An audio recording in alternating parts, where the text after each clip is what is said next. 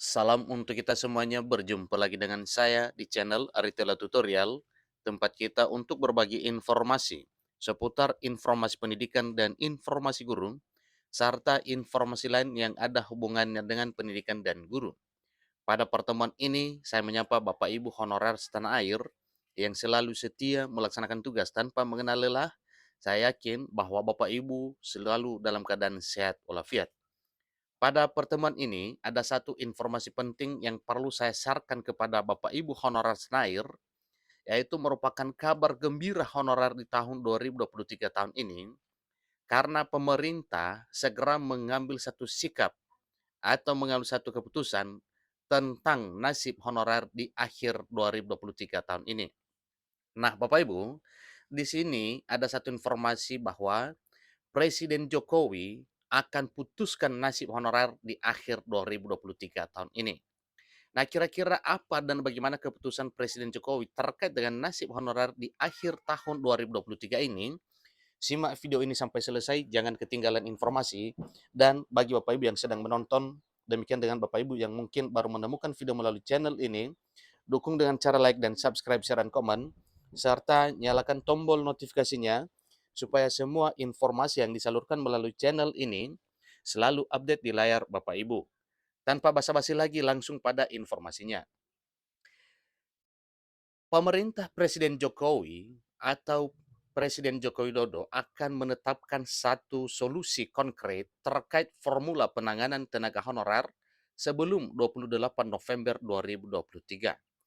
Nah, ada apa ini Bapak Ibu? Kenapa? Ya, karena memang jatuh tempo penghapusan honorer adalah 28 November 2023.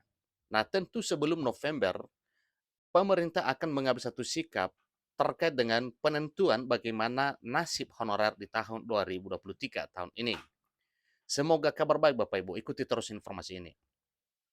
Menteri Pendayagunaan Aparatur Negara dan Reformasi Birokrasi Indonesia Republik Indonesia (PAN-RB) mengatakan penyelesaian honorer akan dilakukan dengan 4 prinsip, yang mana prinsip tersebut adalah tidak akan ada PHK massal, kemudian tidak akan menambah anggaran pemerintah, ketiga tidak akan menurunkan pendapatan honorer, dan keempat tetap dalam koridor Undang-Undang Aparatur Sipil Negara atau Undang-Undang ASN.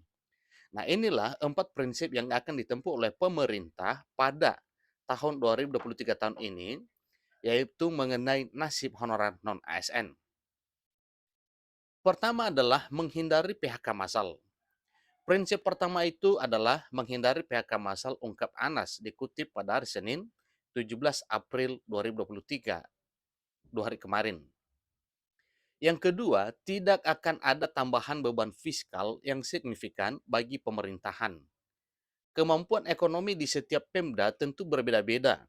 Untuk itu, penataan ini diharapkan tidak membebani anggaran pemerintah lanjutnya.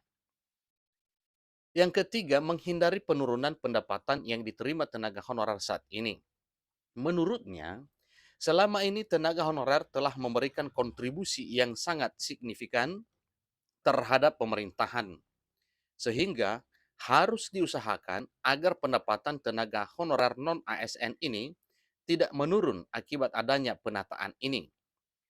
Ini adalah komitmen pemerintah, Dewan Perwakilan Rakyat Republik Indonesia, Dewan Perwakilan Daerah Republik Indonesia, Asosiasi Pemda, dan berbagai stakeholder lain untuk para tenaga honorer non-aparatur sipil negara jelasnya.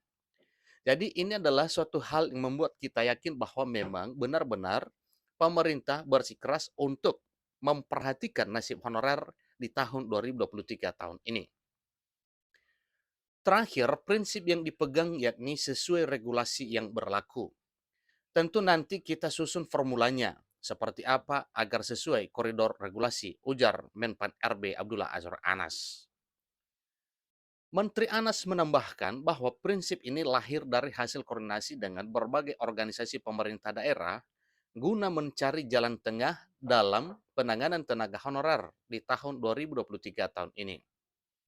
Jadi koordinasi dan konsultasi tersebut telah dilakukan mulai dari Dewan Perwakilan Rakyat Republik Indonesia, kemudian Dewan Perwakilan Daerah Republik Indonesia, kemudian APPSI, Apeksi, Apkasi, juga perwakilan tenaga honorer non-ASN, para akademisi, dan berbagai pihak lainnya yang ada hubungannya dengan pembahasan nasib honorer non-ASN ini. Adapun keempat prinsip tersebut, pertama adalah menghindari PHK massal. Prinsip pertama adalah menghindari PHK massal, ungkap Anas. Seterusnya, anggota Komisi 2 DPR RI Gus Pardigaus sebelumnya menyoroti maraknya pengangkatan honorer yang dilakukan setelah tahun 2018. Padahal menurutnya dalam aturan Undang-Undang Nomor 5 Tahun 2014 tentang aparatur sipil negara dan peraturan pemerintah Nomor 49 Tahun 2018 tentang manajemen pegawai pemerintah dengan perjanjian kerja atau P3K, sudah jelas bahwa adanya larangan untuk mengangkat pegawai non-PNS dan atau non-P3K untuk mengisi jabatan aparatur sipil negara. Itu sudah ada ketegasan Bapak Ibu ya. Di kedua peraturan pemerintah ini yaitu Undang-Undang Nomor 5 Tahun 2014 dan Peraturan Pemerintah Nomor 49 Tahun 2018. Ini tentang manajemen P3K. Artinya dilarang mengangkat para non-aparatur sipil negara atau honorer non-ASN di satu sisi, dan di peraturan pemerintah ini juga mengatakan bahwa yang 2018 itu dinyatakan bahwa pegawai non-aparatur sipil negara masih dapat bekerja sampai dengan 2023. Artinya adalah honorer non-ASN yang diangkat sebelum tahun 2018 paparnya dalam rapat kerja dengan Komisi 2 DPR RI dikutip pada hari Selasa 11 April 2023. Adapun anggota Komisi 2 lainnya, Muhammad Rifki Nizami Karsayuda, juga turut meminta Menpan RB untuk membereskan perekrutan tenaga honorer yang masih terjadi di daerah. Menurutnya, ini menjadi masalah yang menahun akibat tidak jelasnya dasar hukum dalam perekrutan pegawai. Pegawai yang dimaksud adalah pegawai yang ada di pemerintahan.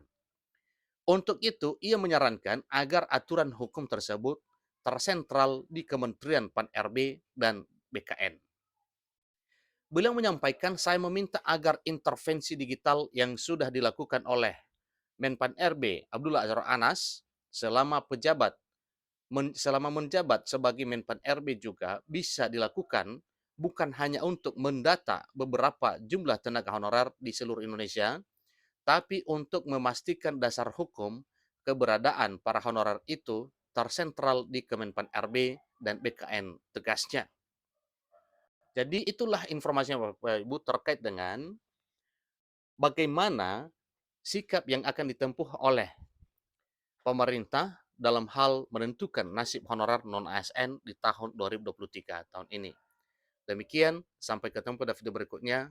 Terima kasih.